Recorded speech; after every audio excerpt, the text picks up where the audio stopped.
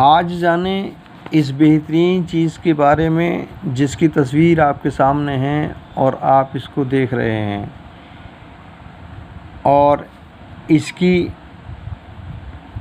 फ़ायदे और नुकसान के बताने से पहले मैं आपसे दरख्वास्त करूंगा कि आपने अगर चैनल को सब्सक्राइब नहीं किया है तो चैनल को सब्सक्राइब करें और घंटी वाला बटन भी दबाएं ताकि तमाम वीडियो आपको मिलती रहें और आप उससे फ़ायदा उठाएं।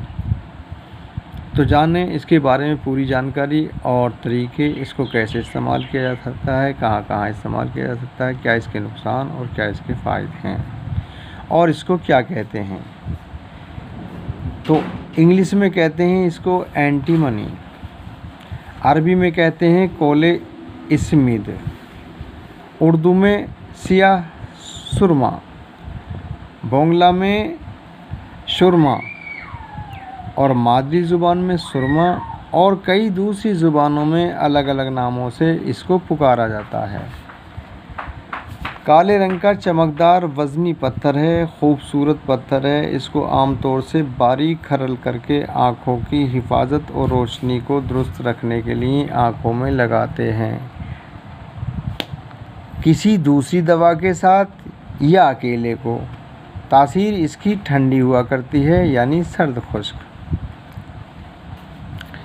सुरमे को ज़्यादातर आँखों की ताकत और रोशनी को दुरुस्त रखने के लिए अकेले या दूसरी किसी दवा के साथ मिलाकर लगाते हैं और कई दूसरी जगहों पर भी इसको इस्तेमाल करते हैं। दवाओं की सूरत में बारीक बारीक पीसकर ज़ख्मों पर भी छिड़कते हैं।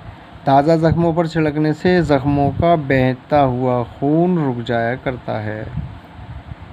इसके छिड़कने से माहवारी के खून को रोकने के लिए भी इसको ख़ास तरतीब से इस्तेमाल करते हैं और माहवारी का खून आना में ये मुफीद साबित होता है। नक्सीर को रोकने के लिए भी इसको इस्तेमाल किया जाता है।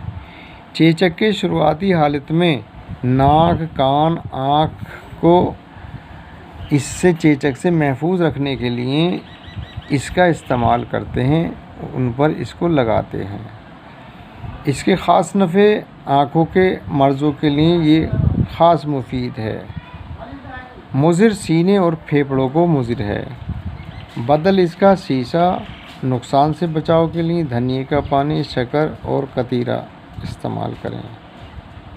और दूसरी कई जगहों पर इसको इस्तेमाल किया जा सकता है, दूसरी कई दवाओं में इस्तेमाल किया जाता है और कई दूसरी चीज़ों के साथ मिलाकर ये आँखों में लगाया जाता है और काजल वगैरह बना के कई चीज़ें इससे बनती हैं जिसको आप लगाते हैं और हम आप लगाते हैं और फ़ायदा उठाते हैं।